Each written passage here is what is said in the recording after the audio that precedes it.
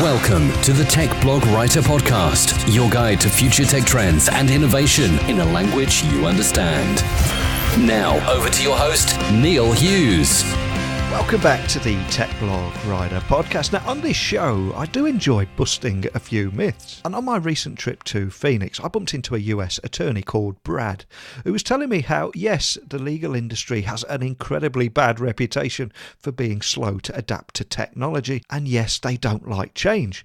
But all that is slowly going away. And over there, we had a long chat about ingraining tech and innovation inside law firms and how lawyers now actually have no choice but to go with it because their clients are demanding change. So upon returning to the UK, I wanted to explore this topic a little bit more and throw myself into the world of legal tech.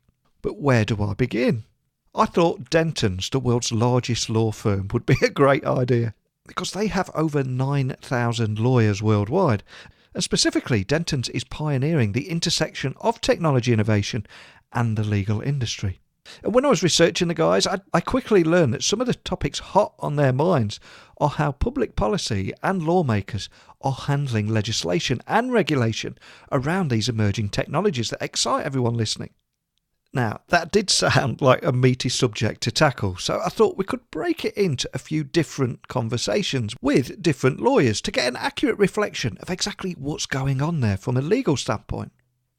And today, I want to tackle autonomous vehicle legislation and what does need to be regulated before these vehicles hit the road. So today's guest is Eric Tainerblatt, and he is the Global Chair of Public Policy and Regulation of Dentons. And he also leads the firm's US public policy practice, leveraging his 3 decades of experience at the very highest levels of federal and state governments. Now, he's also a renowned lecturer and political counsellor who's widely regarded as one of the nation's prominent public policy thought leaders. And get this, he's also served in the administration of 3 US presidents. But what really excites me is he has a passion for shepherding disruptive companies and industries through the complicated web of law and regulation. And he can often be found writing and speaking about the innovation economy. He leads Dentons' global autonomous vehicle team, and also authors a popular weekly digest tracking the most consequential regulatory and political and technical developments in the world of automotive autonomy. So buckle up and hold on tight so I can beam your ears all the way to Washington so we can speak with Eric today from Dentons about autonomous vehicle legislation. So a massive warm welcome to the show, Eric. Can you tell the listeners a little about who you are and what you do? Sure. Well, first, thanks for having me. I am the head of the Global Public Policy and Regulation practice at Dentons. Just a little bit about me personally. I've spent about 30 years in and around government and politics at the federal, state, and local levels. And at Dentons, I lead a very talented group of lawyers and professionals around the globe who work with clients that have issues that focus at the intersection of business law and government. And for people just tuning in, I should point out that Dentons is the world's largest law firm. But can you just set the scene a little and also share how you're pioneering this intersection of technology innovation and the legal industry? Sure. Well, Dentons is not only the world's largest. We like to describe ourselves as the leading law firm around the world. But one of the key differentiators for us, in addition to our size, is the focus that we place on innovation. And you can feel it and see it throughout our firm in the tools that our lawyers and professionals have that they can use as they're delivering services to clients. But we also have developed some unique product offerings and have launched pretty exciting initiatives. One example would be something that is called Next Law Labs, which invests and incubates technology companies that are focusing on developing technologies for the legal industry. We've listened to our clients over the years and have learned about what keeps them up all at night, and have developed tools, have invested in companies that have developed tools to try and solve some of those challenges that our clients are faced. And the tools, once developed by these companies, are for the legal industry, but we also are marketing them to or putting them in place for our particular clients. And that was launched with 10 companies about 3 years ago. We then launched legal referral network called the Next Law Referral Network. That is a referral network of lawyers, and we also have a Next Law Public Affairs network of public affairs professionals in markets all across the globe. So in addition to our 175 plus offices in 70 countries, we have an even greater reach. And I think all of that together, I think, demonstrates how innovation is something that is very important to our firm. And we've been recognized and have won numerous awards for the innovation at the firm. I think it's fantastic what you guys are doing. I really do, especially because I think it's fair to say that the legal industry as a whole has a bit of a reputation for being a little bit slow on the uptake, especially where embracing change and technology is concerned. But as legal clients begin to demand change, are you noticing a realisation from both lawyers and firms that they need to adapt to thrive and survive in this new digital age? Absolutely. And I'll talk a little bit more specifically about what I do or what I do with my colleagues in the global public policy and regulation practice. You know, we work with a number of disruptive companies, and both disruptive companies and of course, investors that invest in those companies are very concerned with their technology and their go-to-market strategy, and they sometimes forget about government, and that's where we come in. A lot of disruptive companies are operating in regulated industries that are going to bump up against government. And government officials, notably, are not tech experts. They often don't understand the benefit of disruptive technologies. And even worse, they're oftentimes invested in the status quo, and because that's what they know, and that leads to tension. So we've positioned ourselves as a translator of sorts. We're legal and policy experts with intimate knowledge of both innovation and government, and so we've worked with innovators and investors. And that actually ties into some of the work we're doing in the autonomous vehicle area. When you asked me earlier about what I do at the firm, I described my broad responsibilities, but one of the other areas that I am playing a leadership role is leading an autonomous vehicle practice group that we established a few years ago at Dentons. We were the first law firm to establish an AV group, recognizing through polling our partners and professionals around the globe that we were engaged in a lot of work in the AV space. So we formalized it, and that allows us to share best practices and also allow for our current lawyers and professionals to offer their clients a broader set of services because of the expertise that exists in other parts of the firm. I'm so glad you brought up autonomous vehicles there, because I've just returned from Phoenix in Arizona, and I found myself quickly getting incredibly excited about the number of driverless cars on the roads as testing gathers pace over there. And from a tech standpoint, it's incredibly exciting. But can you tell me more about how public policy and lawmakers are handling legislation and regulation around emerging technologies that will actually help autonomous vehicles move forward?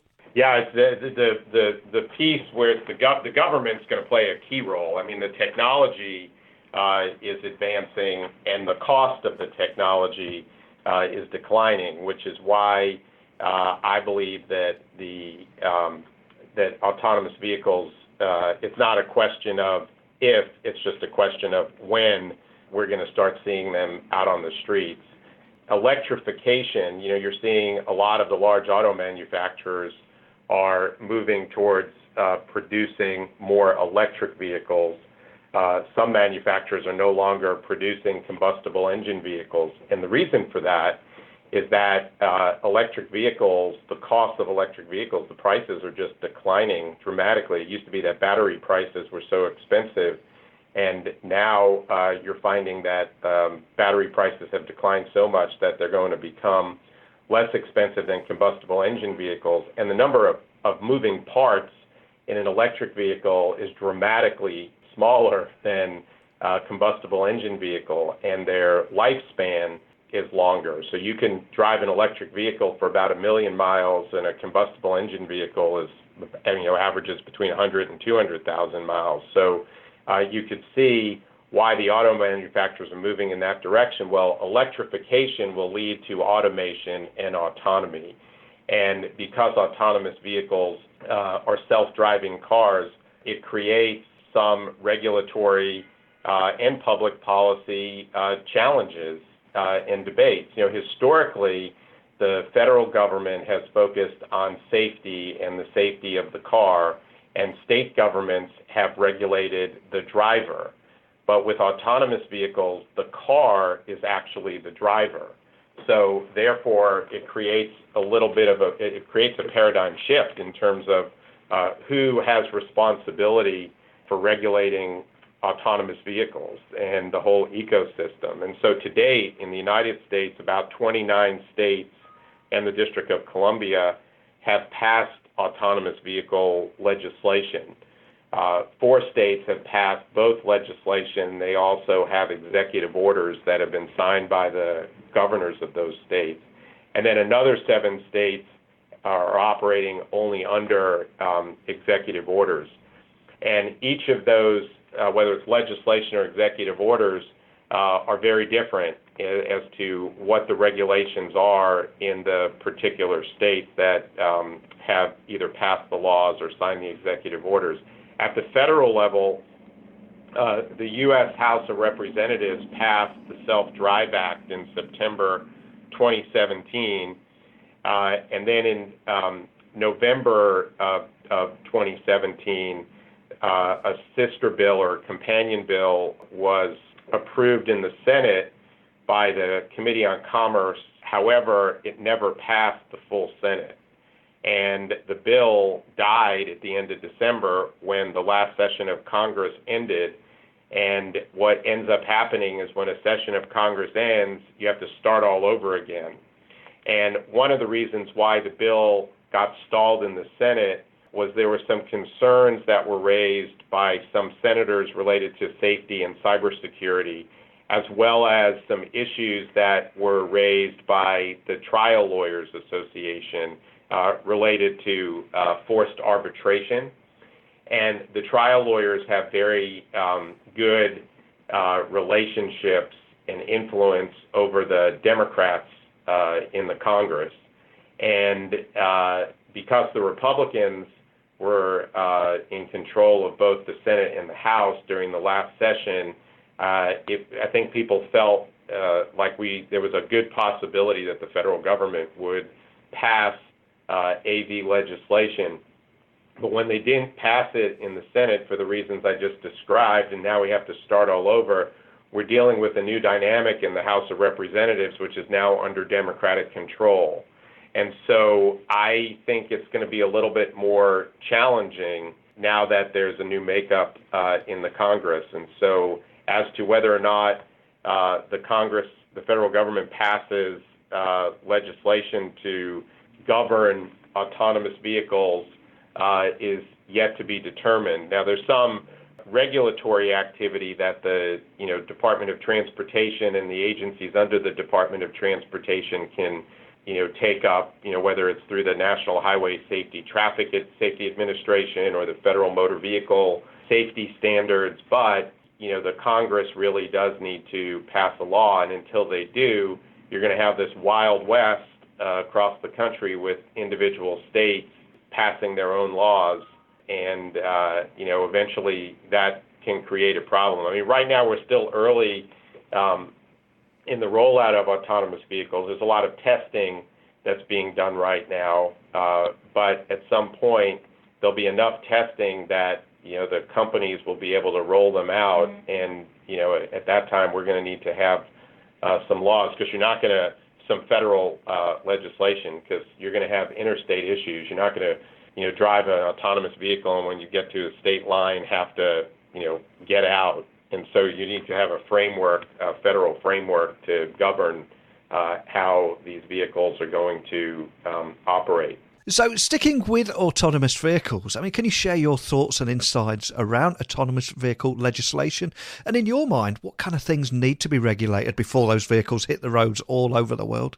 Well, you got to deal with, there's a lot of, obviously, safety concerns. Yeah. This is new technology. Technology is moving so rapidly, and it's funny, if you look back, I was doing research not too long ago and discovered that it took about 30 years for our parents or grandparents to embrace the refrigerator.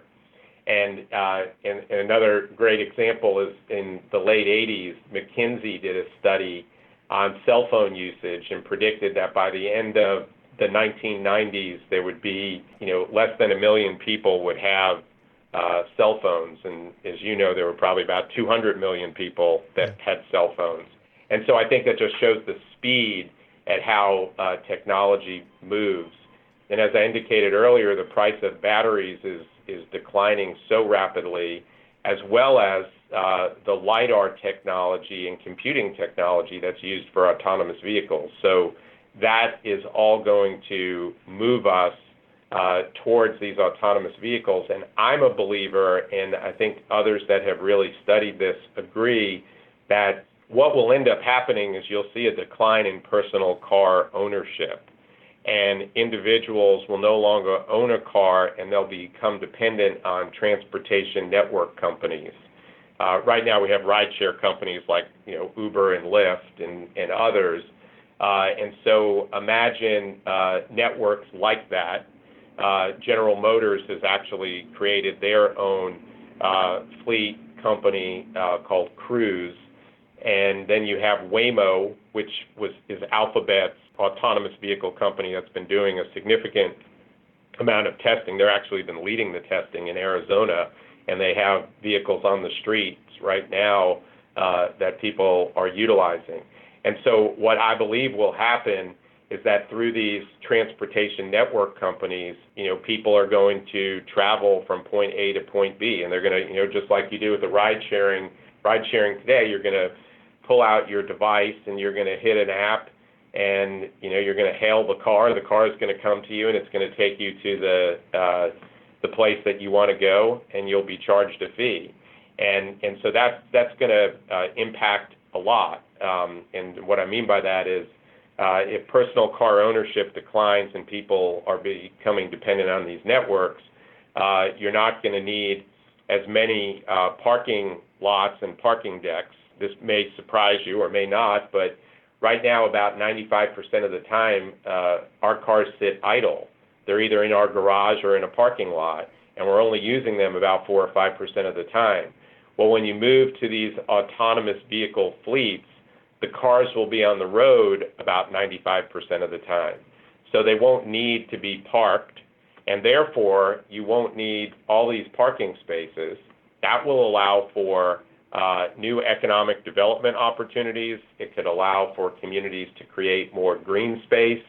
And so that's all going to impact decisions that local governments are going to have to make. Right now, when developments are getting approved by local governments, there's some, mandatory number in most jurisdictions, mandatory numbers of parking places you need. Well, that will have to change.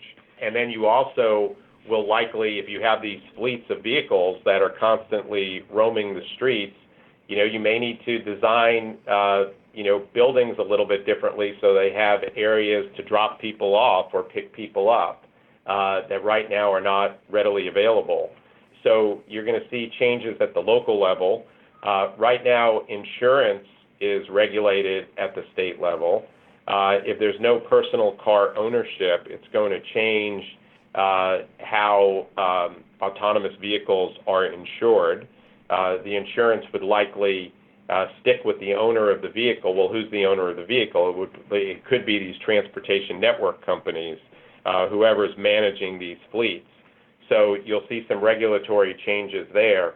Right now, as I said, the vehicles are not on the road for the general public to use other than in certain test cases, like I mentioned in Arizona. So as testing is being done, you're seeing different states create regulatory regimes as to what companies need to do if they want to test their vehicles. California, which has a lot of technology companies, is a state where there's a lot of testing that's being done, but just because there's a lot of testing being done doesn't mean that they have the best regulatory environment. In fact, I would say that California has one of the more restrictive regulatory environments. Arizona, which we've talked about a couple of times now, has fairly liberal, for lack of a better word, but a much easier regulatory environment that is inviting to testing. And then you have other states. I won't go through the whole country, but Michigan has some really good legislation that provides a lot of flexibility. Nevada. So you're seeing different states as they're trying to attract the testing to occur.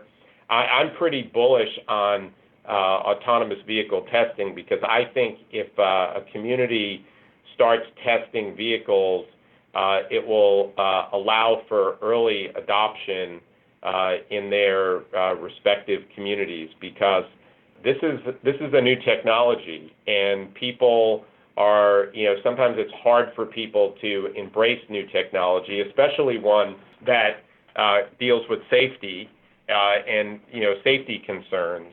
And I think people, are going to be a bit skittish at first about getting into an autonomous vehicle where there's not a driver. I would, just remind people that, 80+% of the accidents that occur on the roads today is a result of human error. And I think when you have autonomous vehicles, you're going to cut back on the human error.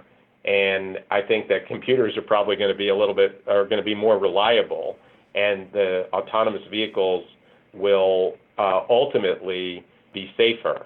But there's still some hurdles that they need to overcome in terms of some of the technology, and also there's going to be a period of time, and I think over time you'll see more and more autonomous vehicles. But initially, when autonomous vehicles do roll out, they're going to be on the roads with drivers, people driving their own cars, and so they're going to have to be able to share the roadways, both autonomous vehicles and human-driven vehicles.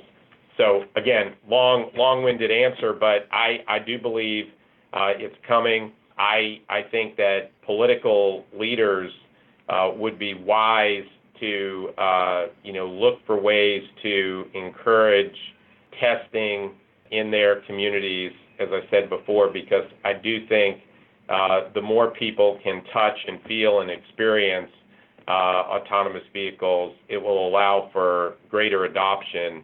And the states that are the most innovative or want to foster a culture of innovation in their communities, this is a way to do it. And you're starting to see, some communities are not just allowing for testing of autonomous cars, but they're doing shuttles, autonomous shuttles.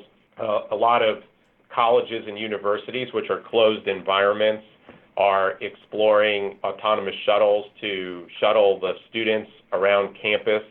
I think all of that is tremendous. And I do think trucking is another area to look at, autonomous trucks. There's a lot going on with freight. And that actually may be the first area where you're going to see broad rollout because autonomous trucks can actually follow one another.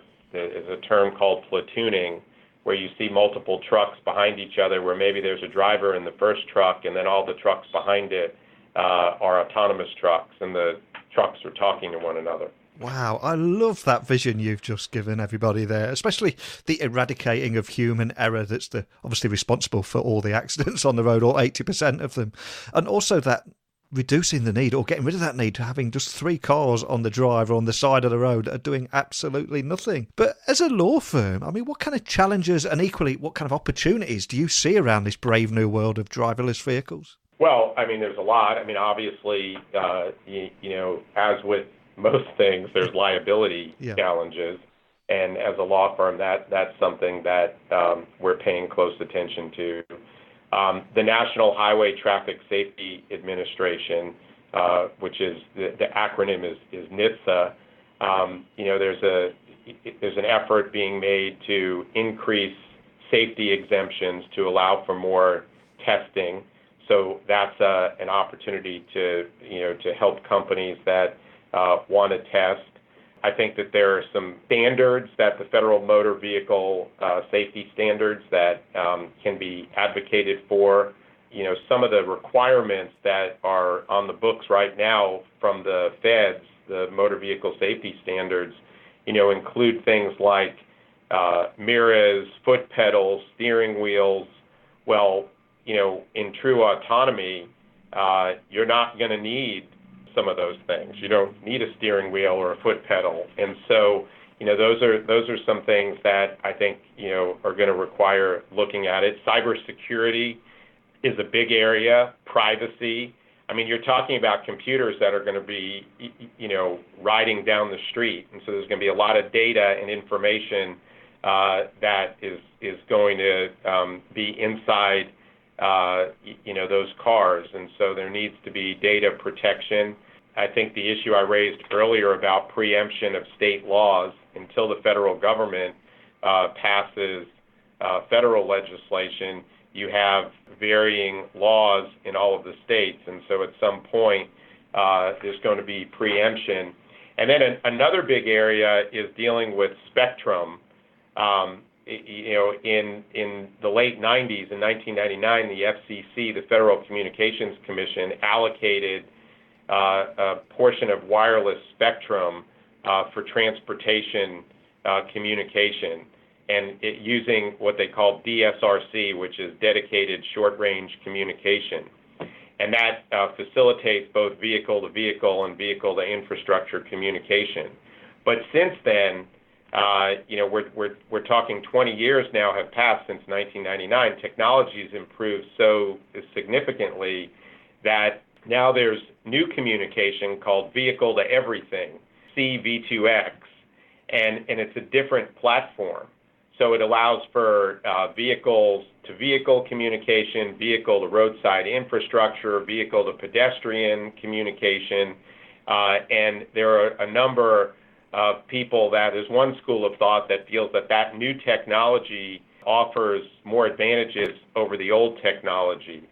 And under the current regulations by the FCC, you can't use that vehicle to everything. The CV2X systems can't use the 5.9 gigahertz spectrum band that I indicated earlier, which was allocated back in the late 90s. So the FCC is doing some research right now to evaluate options for opening up that spectrum. This gets a little bit technical, but you have several auto manufacturers, hardware developers, and even some state departments of transportation that want to keep using the old 1999 technology.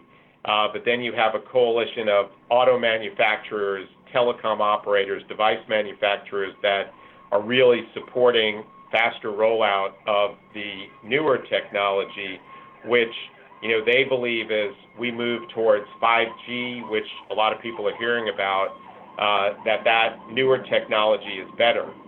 And to further compound that, the Europeans want to stick with the old technology, where China prefers the newer technology. And I will say that China, being a global firm, I'm fortunate to have exposure to this, but China is moving probably more rapidly than any other country in the autonomous vehicle space. And so you have this friction as it relates to spectrum. So that's another legal regulatory issue that is on the forefront right now. And I think we are entering a tricky period, like you said a few moments ago, where humans and autonomous vehicles are going to share the roads together. And there are instances in Arizona, I believe, where human drivers are even trying to run driverless cars off the road in some instances, which kind of proves it's us humans that are the problems, not the machines. But can you see a future where roads are full of only driverless cars, and we'll actually question, both from a legal and a safety point of view, why we ever let people drive vehicles on the road when they're armed with such that high level of human error? Well, I started, looking at autonomous vehicles, several years ago. And when I first started talking about it, people thought I was crazy. And now that it's been in the news so much, I'm thought of as less crazy. So I think to answer your question, I do think there will be a day. It's just a matter of the timing. And just like anything, you'll have some people that will hold on to their personal vehicles as long as they possibly can. But I think it's going to become, it's going to be mainstreamed. And you're already starting to see a decline in car ownership among younger generations. They're moving more towards urban centers. In urban centers, they're becoming more dependent on either public transportation or ride sharing or scooters. And so you're already seeing a decline that people don't necessarily feel they want to own a vehicle. And also there's a large cost involved in vehicle ownership. So I think that will only help move us as the technology advances.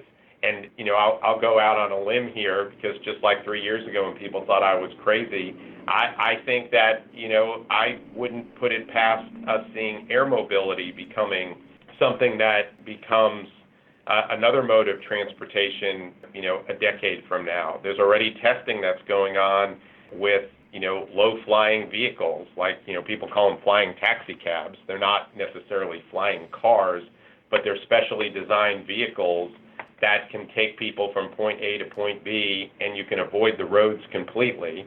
And, there's, obviously regulatory challenges because they're in the air, but they fly low. Some people remember the Jetsons cartoon. I don't think that's very far away. So I think that both autonomous vehicles are going to become predominant on the roads, and you're going to start seeing air mobility. So is Dentons working with any companies in the autonomous car industry at the moment? And if they are there any insights that you can share around that work? Yeah, we have a number of clients globally. We don't disclose the names of our clients, but I can tell you that we do work for automotive companies. We do work for ride-sharing companies, fleet management companies, technology companies, insurance companies. So, all of those sectors that I just mentioned are all involved in the autonomous vehicle ecosystem. And there are so many aspects of the law that are going to be impacted or that will need to, we need to pay attention on behalf of our clients. And so there's a lot of work and opportunity. And because of the expertise throughout our firm and our various practice groups, we're well positioned to advise clients throughout the ecosystem. So I'm fascinated by this intersection of tech and legal. I mean, with technology advancement accelerating at a faster rate than ever before, like you mentioned again early on in the interview, I mean, in your opinion, what needs to be considered from a legal standpoint before implementing any of these emerging technologies, in your opinion? Well, I think, obviously you have to look at things in the, from what I do in the context of politics. Yeah. I touched on this a little bit, but, established industries oftentimes have a lot of political power because they've been around a while. And especially with technology and new technology, they have to introduce that technology to political leaders that are making public policy or enacting public policy. And, there's a bit of a rub because on one hand you have incumbent industries who have the ear of policymakers, And then you have this new technology that they've got to start, building relationships and educating policymakers on the new technology. So it's somewhat in conflict. I've never met a policymaker that is not supportive of innovation, but then when you peel back the onion, it then gets a little bit more complicated.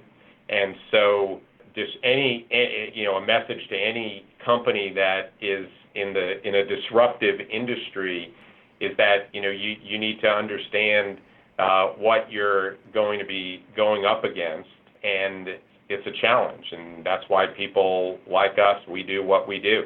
And you have created a fantastic vision today, and I think you're going to leave listeners with a lot of questions and many things to think about. So if there is anybody that wants to find out more, can you remind the listeners of where they can find Dentons online, and also maybe contact a member of your team if they do have any questions or if they're working in this industry and want to know more? Yeah, absolutely. In fact, the easy way to go to our firm website is Dentons.com, but we also have a dedicated site for autonomous vehicles. It's called the Driverless Commute.com. We put out a weekly newsletter that happens to be called the Driverless Commute. And if you go to www.thedriverlesscommute.com, you can subscribe to our newsletter. But we also have interesting thought pieces on autonomous driving.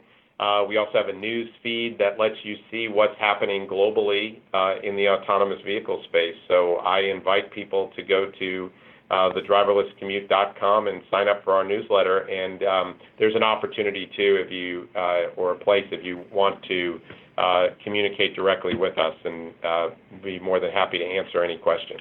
Fantastic. Well, I'll add all those links to the blog post that accompanies this podcast episode. But I cannot thank you enough for coming on today. There's so many things that you pointed out, but I love your story about the speed of change and how the refrigerator and the cell phones, for example, and how they gathered pace.